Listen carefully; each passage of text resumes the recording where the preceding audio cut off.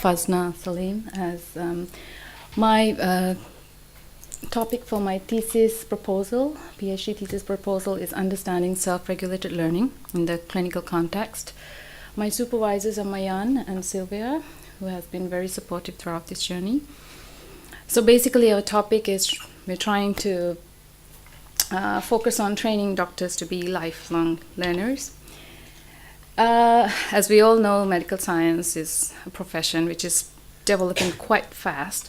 So physicians need not to be just, professional in their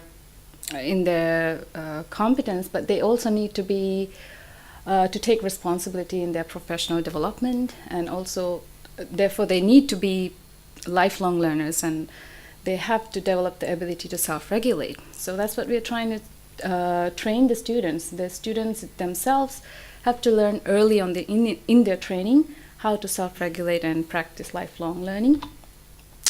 So what was the problem? We found out with that students were still struggling to regulate their learning, particularly in the clinical environment, in the clinical learning phase.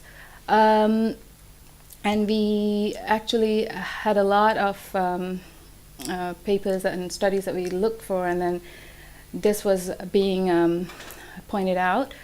So the point is, maybe it's in the clinical learning is more focused, because this is where most of the independent learning is required, and the thing is, a large part of the medical training occurs in the clinical environment. So we do need to train, support, and monitor the development of medical students' SRL skills in this clinical context. So this is just a definition of what SRL is about. But what we tried to focus on was the 4 key processes of goal setting, self-monitoring, feedback loop, and control. So theoretical frameworks, there are plenty, and one of them is from Zimmerman, and we thought it encompasses the whole elements and categories that we are trying to see. But what we did was we tried to make it more simple to a conceptual model.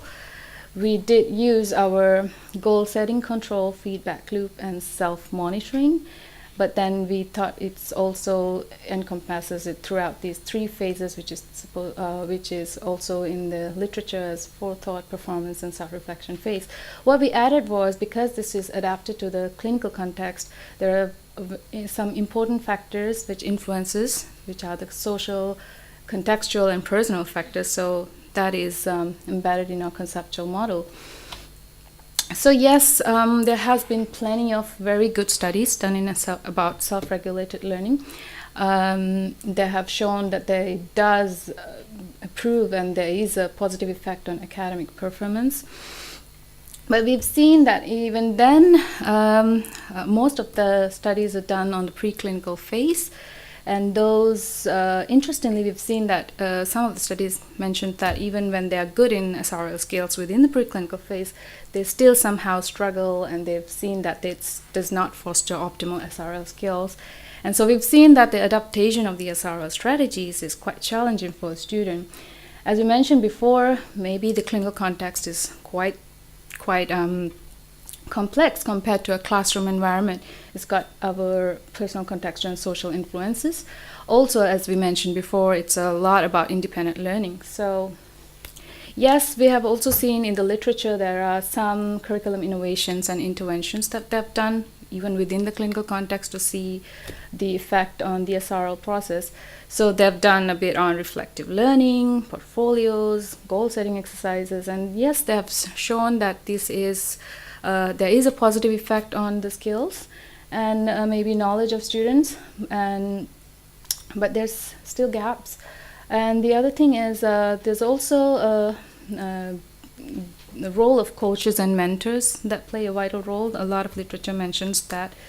So where was the gap? The gap was, we do know, yes, these factors do influence, but we did not see how they can affect the process of SRL skills.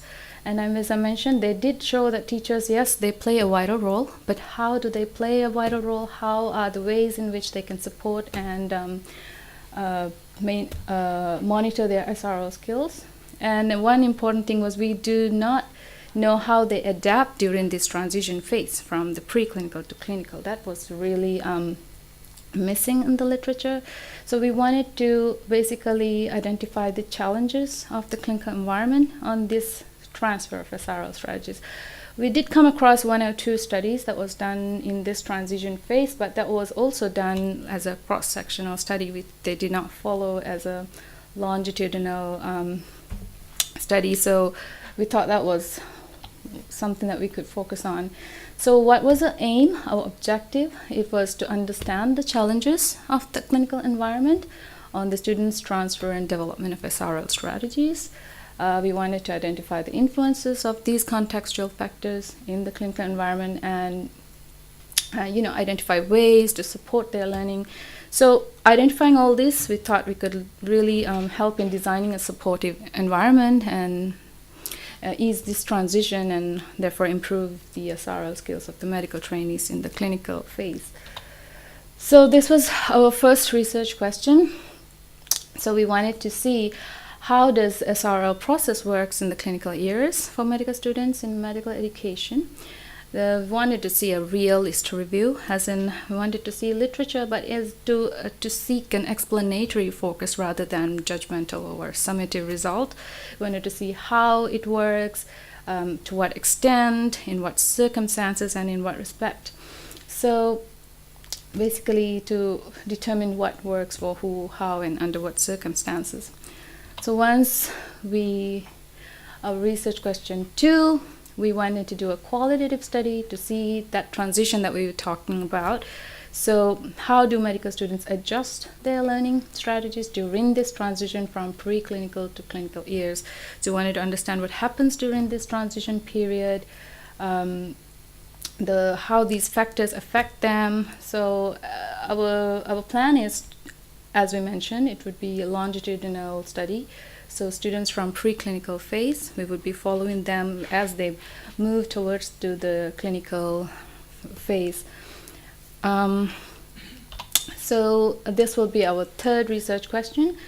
Now we wanted to see the teacher's perspective on this, because we've seen that there has a limited studies which focused on the teacher's perspective. Yes, they've said there is a positive influence, but we wanted to see how they can support and how they can monitor the effect,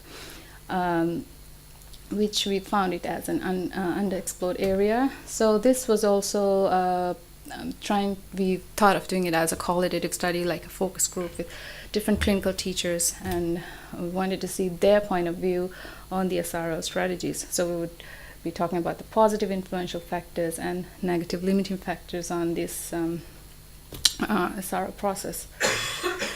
Our last RQ4, research question 4, was yes, we've seen in the literature that SRL assessment has been done. Usually they use the self-regulated learning microanalysis assessment framework as an SRL assessment tool, but we've seen that they usually just use this to assess only in clinical reasoning, how to assess the clinical reasoning in students.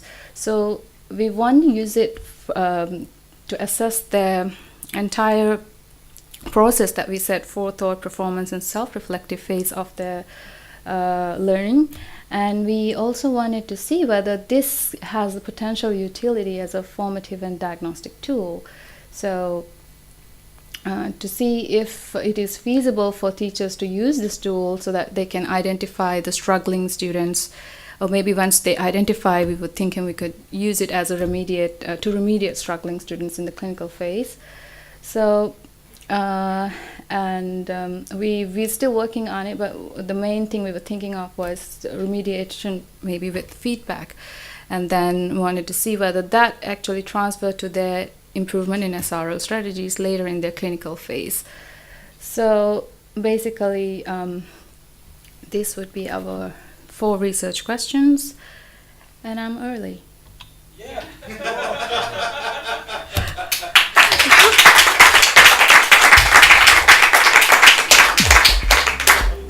Good timing, Fazna.